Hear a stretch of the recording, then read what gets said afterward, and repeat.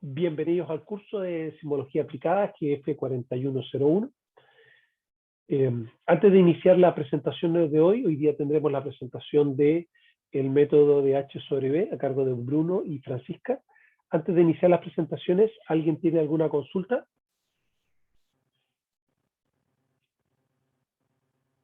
¿No? Bien, vamos a ir inmediatamente a la presentación. Creo que la va a hacer Francisca. Sí, ya la hago. Gracias. Lo teníamos todo preparado. Así que lo ¿Me dejo con... confirman si se ve? Se ve Sí, tu se ve. puntero y te escucho. No sé si, Bruno, ¿quieres probar tu micrófono? Sí, creo que aquí. Se escucha perfecto. Entonces los dejo para el método de H sobre B con Bruno y Francisca. Ya.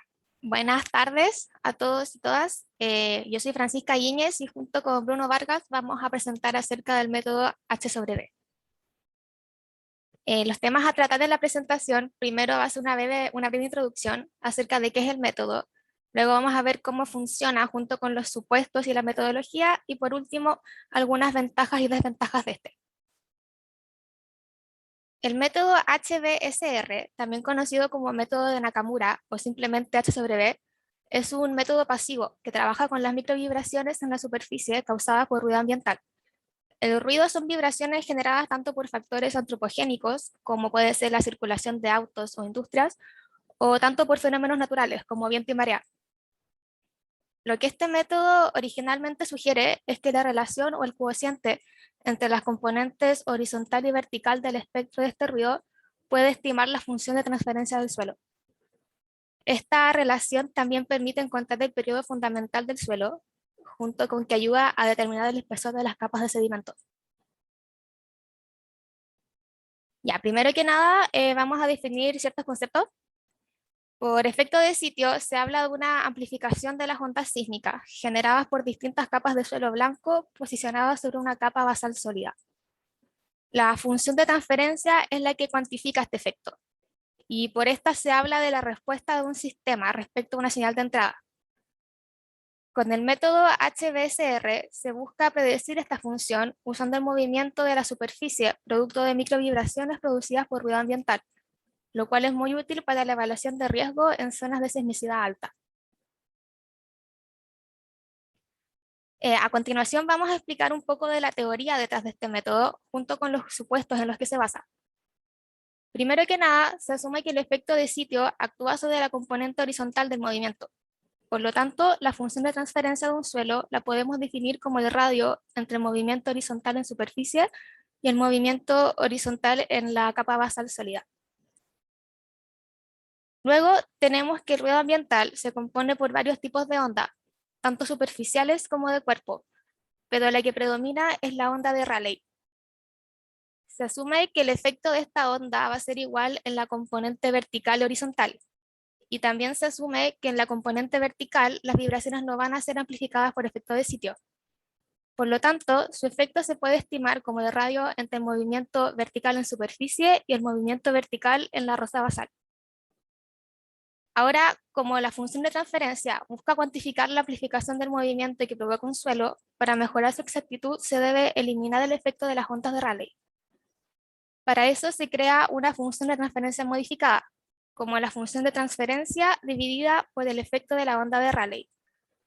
Asumiendo que en la roca basal el radio entre la componente vertical y horizontal es 1, quedamos con que esta función corresponde al radio entre el movimiento horizontal y vertical en superficie, dejándonos la relación espectral H sobre B. Bueno, Para perdón.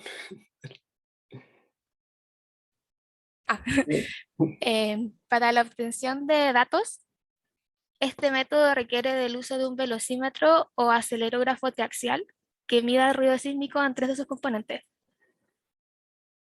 Otras implicancias del método son que los pics de amplitud dentro de la razón espectral indican contrastes de impedancia entre los sedimentos y la capa basal, donde la impedancia es el producto de la densidad y de la velocidad de propagación de onda. Y teniendo la información estratigráfica del suelo, este método también ayuda a determinar el grosor de la capa sedimentaria. Bueno, en este esquema se puede observar el resumen de la metodología de la relación espectral H sobre B a partir del ruido sísmico con un instrumento triaxial. Se puede determinar, se puede medir las microvibraciones horizontales, norte-sur, este-oeste, y las microvibraciones verticales. Luego se va a medir, o sea, se hace el espectro horizontal norte-sur, el espectro horizontal este-oeste y el espectro vertical. En los espectros horizontales se le va a sacar un promedio que junto al espectro vertical nos va a dar la relación espectral H sobre B.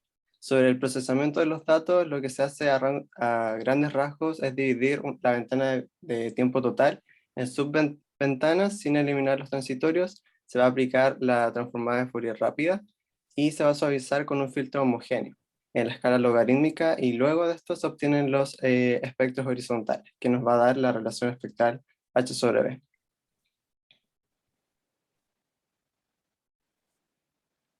Acá un ejemplo. Este ejemplo corresponde no a una medición de ruido sísmico, sino que a una simulación realizada usando un modelo estratigráfico de una dimensión para la estación SST en Ciudad de México. Acá vemos la función de transferencia calculada para el sitio usando 4 ángulos de incidencia distintos. En línea continua vemos la función de transferencia y en línea punteada la relación espectral H sobre B. Esta simulación sirve para ilustrar lo bien que se adecua la relación H sobre B con la función de transferencia, prediciendo en todos los casos las frecuencias de resonancia de manera precisa. Bueno, en este ejemplo se puede observar la clasificación de H sobre B de las microvibraciones en Talca-Curicó. Este es del paper de Leighton, Ruiz, Sepúlveda, Contreras, Rebolledo y Astroza. En línea negra se puede observar el promedio geométrico de la relación espectral H sobre B, mientras que el área gris corresponde a la desviación estándar. Para la figura con letra A se observa un pic claro con gran amplitud, más de 5. La letra B, un pic claro, también se observa con amplitud media entre 3 y 5. En la C ya se observa un pic más difuso, con baja amplitud, entre 2 y 3. Y en la letra D se observa que hay una curva plana, sin un pic claro. Como se mencionó anteriormente, estudios anteriores demuestran que la presencia de un pic de H sobre B de gran amplitud está relacionada con un contraste de alta impedancia entre la cubierta sedimentaria y el basamento. Para los casos A, B y C, permite estimar de forma confiable la frecuencia fundamental de los pic H sobre B observados, y probablemente está relacionado con la presencia de un suelo blando con contraste de alta impedancia con el basamento.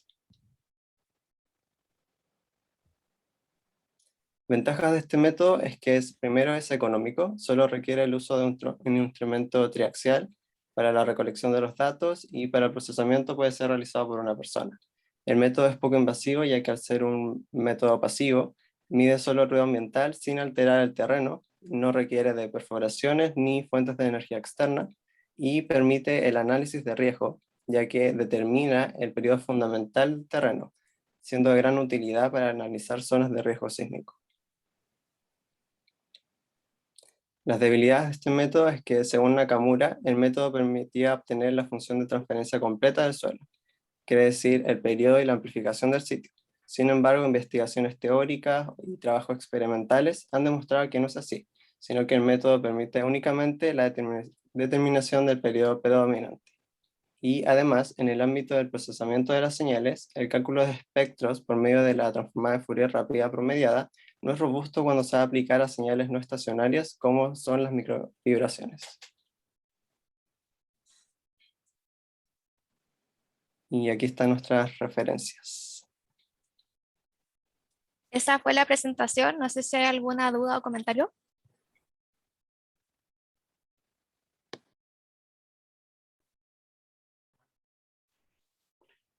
¿Preguntas?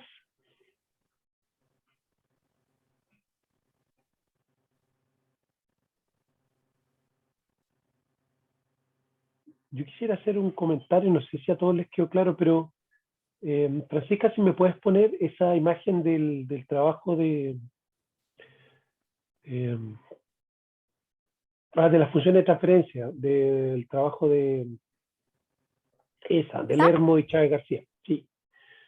Y quizás con tu puntero vayamos al panel inferior izquierdo. Se fijan que ahí la frecuencia más baja, que sale, que es el primer pic de la izquierda, ahí vas, eso, el primer pic de la izquierda, esa es la primera frecuencia que hay en esta función de transferencia, y esa es la que se denomina frecuencia fundamental, y que muchas veces hablamos de frecuencia predominante. La segunda de ellas, que es donde la función de transferencia tiene también nuevamente una gran amplitud, es el primer armónico, y la tercera es el segundo armónico. Entonces, la primera frecuencia, que es la frecuencia fundamental, es aquella en la cual la función de transferencia tiene una gran amplitud. Como bien dijeron sus compañeros, la función de transferencia es la respuesta de un sistema de capas, en este momento de un sistema. La función de transferencia es la respuesta de un sistema complejo. En este caso es un sistema de capas, y lo que dice es que para ondas que tengan, en este caso, para este caso particular, una frecuencia cercana a 0,5, quizás un poquito más, la amplificación la onda se va a ver amplificada por un factor de 7. Eso quiere decir que si entra una onda de amplitud 1, en la superficie voy a tener una amplitud 7 veces más grande. Entonces ahí hay ese concepto el que quiero aterrizar, que la función de transferencia me da la respuesta de todo el sistema, pero la frecuencia fundamental me dice que la primera frecuencia de ellas, ¿cuál es la primera que va a sufrir una gran amplificación? Solamente sé la frecuencia, no sé cuánto amplifica, pero va a amplificar, y puede llegar a amplificar factores 2, 3, 4 o 10, 20, en este caso es 7. Generalmente es solo relevante la frecuencia fundamental, porque los modos superiores suelen no verse porque la energía se atenúa muy rápidamente para altas frecuencias. Existen casos muy particulares donde, frente a un terremoto, se está excitando un modo superior, pero eso es más bien la excepción. Entonces, el punto que quiero hacer acá es que la teoría de Nakamura, que en realidad, como me comentaba Rogelio hace un tiempo, Chávez García junto a Lermo, dijeron que en realidad el paper que había popularizado el paper de Nakamura fue el de ellos, que es el trabajo del 93.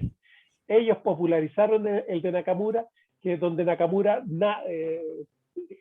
hace referencia a este trabajo de Higoshi y Nakarashi, de mucho tiempo atrás, del 70. Pero en realidad el paper que comenzó el auge de este método es el de Lermo y Chávez García del 93, que es mucho más claro que el paper de Nakamura. Francisca me había preguntado unas cosas de la notación que la verdad que en el paper de Nakamura no se entendía nada, y Lermo con Chávez García hicieron una presentación mucho más clara del método y lo popularizaron. Bueno, en este trabajo se hace mucho este coqueteo entre H sobre B y la función de transferencia. En estas mismas 4 figuras, que la función de transferencia depende del ángulo de incidencia, se ve que no son iguales, pero son tremendamente parecidos. ¿Te fijáis? Entonces, en el caso de una incidencia de 10 grados, hay diferencias en la amplitud, diferencias importantes, y en 30 grados también. Pero, oye, por lo menos predice fuertemente la frecuencia predominante, que es donde se producen los pics, y de la frecuencia predominante uno puede ver rápidamente los modos superiores. Eso se ve fácilmente. Muchas veces cuánto amplifica no está muy bien. La amplificación no está clara. Pero si tú me preguntáis, amplifica 10 o 20, la verdad no me importa mucho, porque ya está amplificando mucho. Ya hay una amplificación de la señal para una onda, digamos, de frecuencia predominante de 0,5 Hz. Entonces, ¿cuánto amplifica 10 o 20? La verdad me importa poco. Lo importante es que está amplificando. Y eso es lo relevante, ¿ya? Es verdad, la función de transferencia es mucho más completa que simplemente la frecuencia a la cual amplifico, sino que cuánto amplifico la amplitud. Entonces Nakamura no dice cuánto amplifica. Entonces, por eso se habla de que no entrega la función de transferencia total. Pero sí ya está entregando una estimación de la frecuencia fundamental, que le llamamos frecuencia predominante, para evitarnos este juego de palabras. Y eso ya me dice que si yo tengo una estructura que tiene periodos de 2 segundos, que es el inverso de la frecuencia de 0,5, se va a ver fuertemente afectada frente a un terremoto porque la señal sísmica de esa frecuencia, de ese periodo, se va a ver amplificada considerablemente. ¿Lo ven? Por lo tanto, es ahí la riqueza de este método, que si bien no dice cuánto va a haber amplificada, lo importante es que va a haber un factor importante de amplificación entre 5, 10, 20, lo que tú queráis, el número ahí lo pueden ver, varía que hay una amplificación de 10, 7, aquí va 18. La señal se va a ver amplificada de manera importante, aunque ya sea más de un factor de 2, tenemos una amplificación, y esto probablemente se correlacione con daños para ese tipo de estructura. 2 Hz, estructura de más bien un poquito de alta frecuencia, por lo tanto probablemente afecte a viviendas de 1 y 2 pisos. ¿Alguna consulta?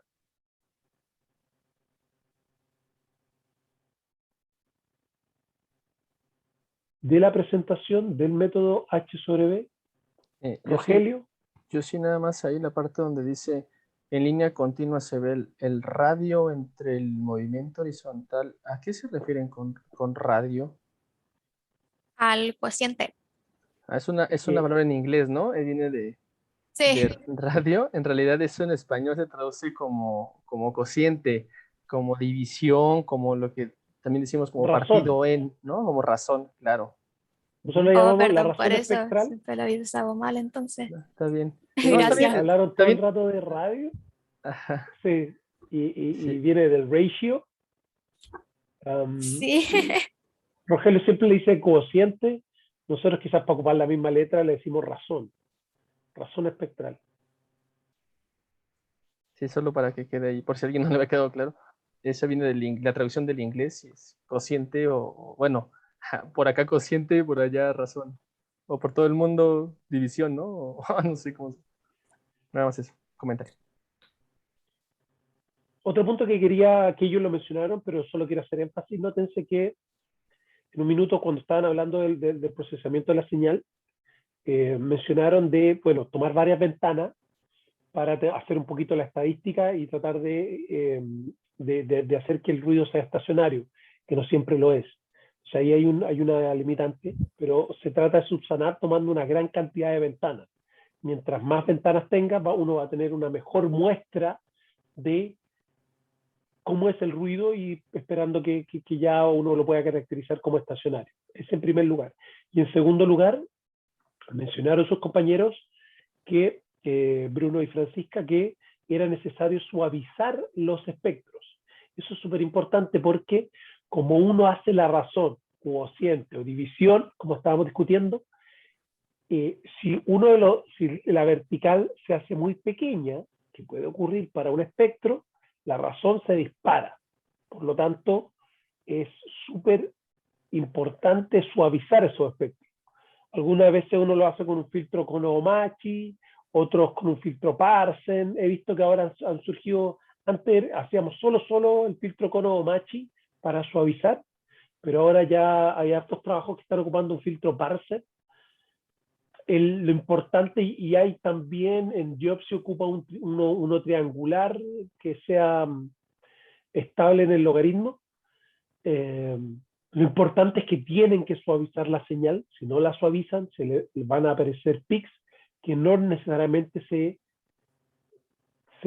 relacionan con una amplificación de la horizontal, sino es que es simplemente que el espectro de la vertical se va a hacer, o sea, se hace muy pequeñito. Esa aclaración también quería hacer. ¿Alguna otra consulta?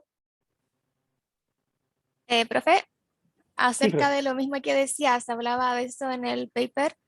Este recuadro de acá, con el ángulo de incidencia de 10 grados, se habla de que se dispara el espectro H sobre B por esa misma razón, porque a 10 grados la componente horizontal, o sea, vertical, se acerca mucho a cero.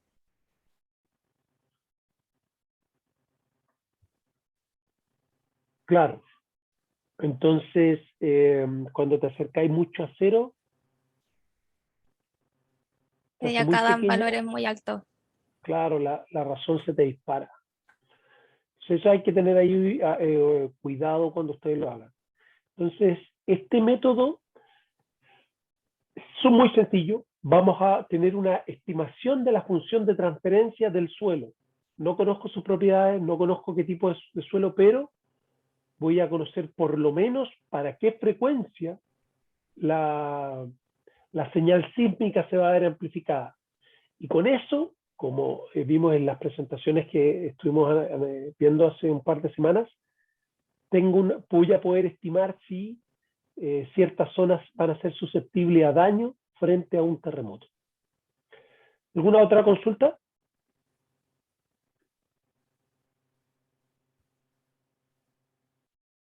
Bien, le voy a pedir a Francisca que deje de compartir. Ya, tenemos también las preguntas acá, se las mandamos a Rogelio. Sí, por favor. Se las Ya, mandan a Rogelio, él las va a subir. También lo voy a recordar. Por favor, mándenselas ahora al tiro para que él la pueda levantar y tienen 24 horas para contestar las preguntas. El test pasado todos lo contestaron, bueno, excepto su compañero Pablo que no ha dado señal de vida. Todo lo que debían contestarlo lo contestaron, así que eso funcionó bien y esta nueva presentación también repitamos ese proceso. ¿Alguna consulta antes de terminar la clase? Como mencionamos, la próxima clase ya vamos a empezar a trabajar en el software. Para eso es muy importante que ustedes lo bajen y prueben si les funciona en sus computadores, en el sistema operativo que están trabajando. En caso que tengan dificultades, vamos a tratar de buscar una alternativa. Vamos, en realidad el Rogelio lo va a hacer, que es el gurú de esto porque yo ya me estoy desentendiendo. Y así que es muy importante que le den un tiempo a eso. Vamos a dejar la grabación hasta acá.